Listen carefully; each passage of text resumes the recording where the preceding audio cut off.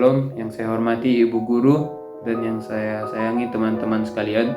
Puji syukur kehadirat Tuhan atas berkat dan rahmat yang telah diberikan kepada kita sehingga dapat berkumpul di tempat ini.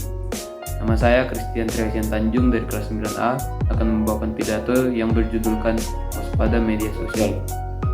Media sosial merupakan platform digital yang memungkinkan pengguna untuk berinteraksi, berbagi, dan bertukar informasi dan ide dalam bentuk komunikasi virtual ataupun jaringan.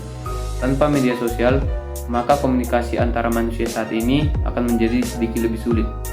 Media sosial memegang peranan yang sangat penting dalam kebutuhan hidup manusia, baik untuk bersosialisasi, komunikasi, dan juga yang lainnya, karena hanya dalam satu genggaman seluruh manusia di muka bumi bisa dengan mudahnya bertukar informasi, mengakses gambar atau video, hingga pengetahuan baru tanpa celah.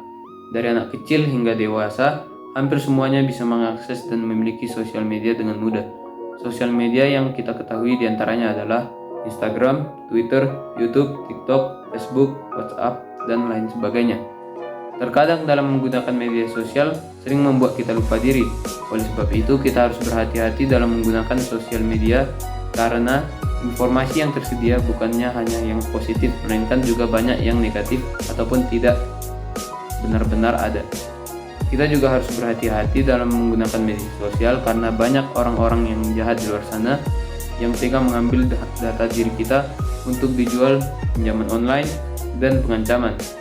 Kita harus berhati-hati dalam membuka suatu situs web ataupun memberikan izin kepada sebuah aplikasi, contohnya izin seperti mengakses kamera, galeri, file, dan lain sebagainya. Kita sebaiknya membaca keterangan yang tersedia terlebih dahulu ataupun memastikan bahwa aplikasi atau situs web tersebut benar-benar terpercaya dan aman. Kita juga harus waspada terhadap beberapa cara-cara yang digunakan untuk mengambil data diri kita, yaitu yang pertama, phishing. Phishing dilakukan untuk memancing korban yang bertujuan agar korban tersebut memberikan informasi pribadi dan identitasnya. Yang kedua adalah smishing. Smishing adalah penipuan melalui SMS.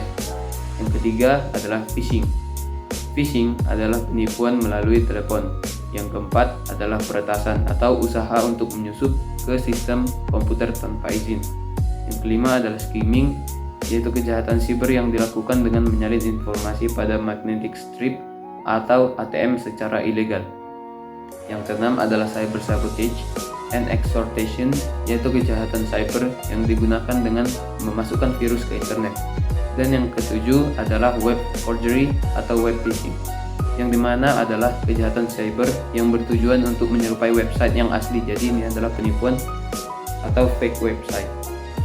Yang kedelapan adalah carding atau aktivitas belanja secara online dengan menggunakan data kartu debit atau kredit yang diperoleh secara ilegal.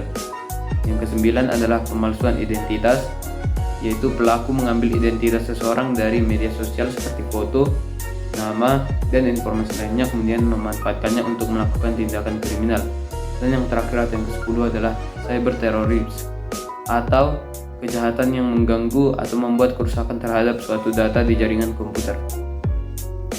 Untuk meminimalisir kejahatan cyber, kita dapat melakukan beberapa hal seperti yang pertama adalah menggunakan kata sandi yang kompleks dan unik. Yang kedua adalah memperbarui perangkat lunak secara teratur. Yang ketiga, hindari mengklik atau membuka lampiran dari sumber yang tidak dikenal atau mencurigakan. Yang keempat adalah tidak sembarangan untuk memposting foto atau data diri kita di media sosial. Kita juga harus berhati-hati dalam melakukan tindakan-tindakan seperti komen di media sosial, karena jika kalau tidak ada yang namanya adalah Undang-Undang ITE atau Informasi dan Transaksi Elektronik yang hukumannya bisa sampai penjara. Akhir kata dari saya, pagi-pagi memakan buah, setelahnya bermain layangan. Kalau ada kata yang salah, mohon untuk dimaafkan. Terima kasih.